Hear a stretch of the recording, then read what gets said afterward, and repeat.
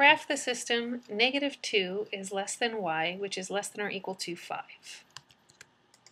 The first thing we always do is graph the lines that correspond to the equations, and in this case there's two different equations that I'm going to look at. One is from the -2 is less than y gives me the equation y equals -2, and this should be a dashed line because that inequality is strict. And the other is from the y is less than or equal to 5, I get the line y equals 5, which should be a solid line. So both of these are horizontal lines because we remember that an equation that has only the y variable gives us a horizontal line. So let's start by drawing both of these lines. There are a few ways that we can proceed from here. We can choose a test point and plug it into the inequalities. But in this case, it's a fairly simple kind of system because this can be read once we observe that the numbers do go in increasing order and that the inequalities are both less than symbols so that the statement does make sense. This can be interpreted as y being between -2 and +5.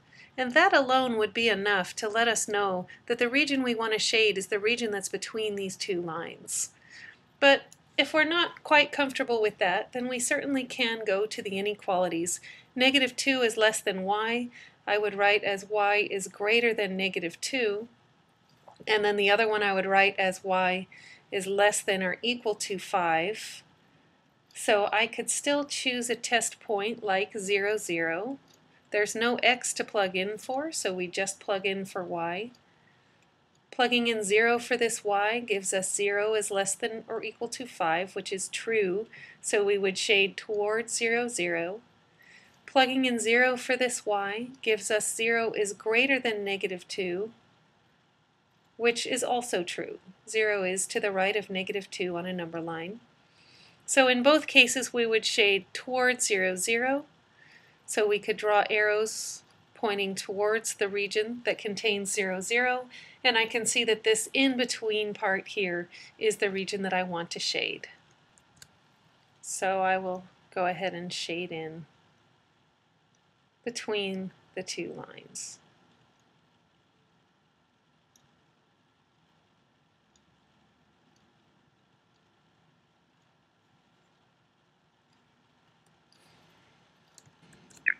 Going on to the next example, here we have 4 inequalities and we want to shade the region that's the overlap of all 4 of them.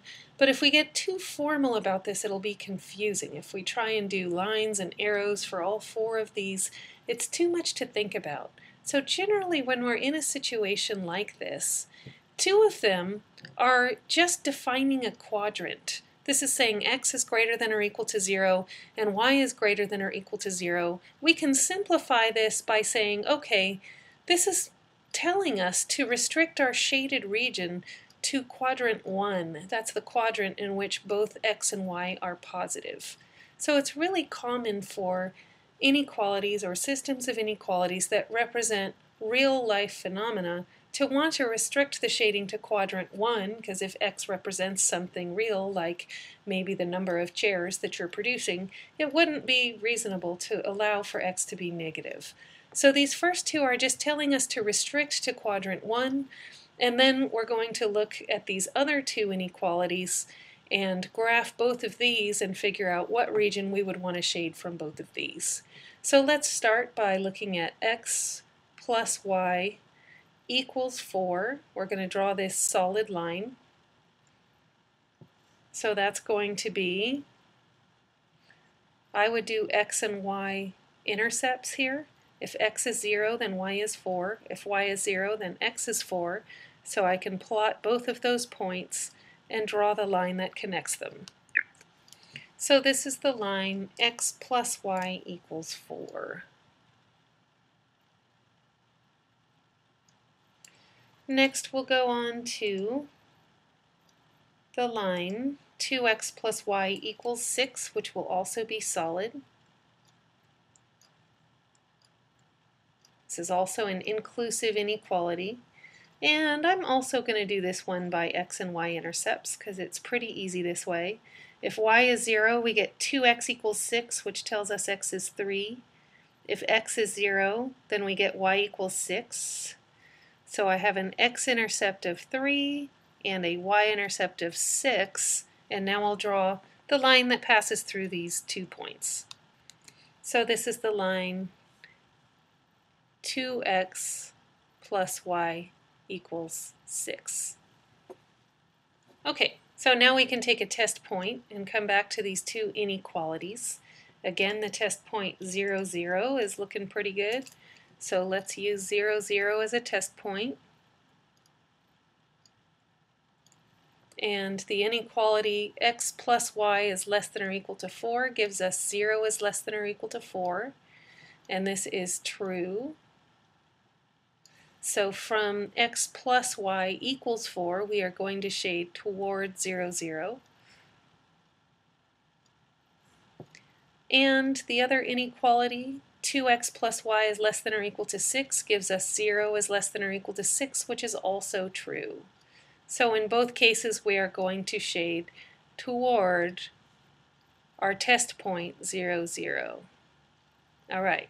So far, we can tell what regions the two inequalities, what region satisfies both inequalities, and that would be this large region to the lower left. Because we're also going to restrict it to the first quadrant, what we're really going to shade is the region that I'm outlining in pink right here. This x equals 0 and y equals 0 are the boundaries put on it by those first two inequalities. And then because I'm shading down into the left of these other two, I can tell that this little polygon in here is going to be the whole boundary that I want to shade in. So what I'm going to do is just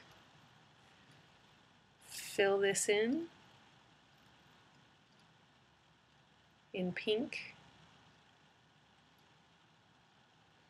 It's a few things that we have to think about all at once toward the end, but basically what we're imagining is that we shaded this whole region that's below and to the left of both lines, and then we restricted that region to the first quadrant to get our solution region. So, next we're asked, is this a bounded or an unbounded region? This is a bounded region. Bounded means that it doesn't go off to infinity in any direction. So we can take just a quick little sketch here of some bounded and unbounded regions.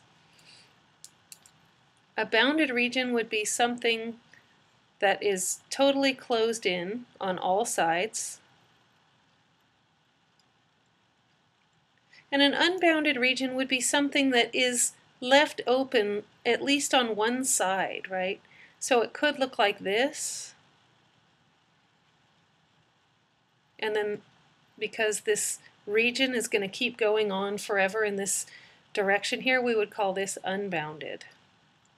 So far, all of the ones that we have looked at have been unbounded. And in general, with two lines, it's hard to have something that's bounded. You need to have at least 3 lines to close in a shape. And so that's why the first bounded example we saw came up when we had 4 inequalities that could surround this little polygon here.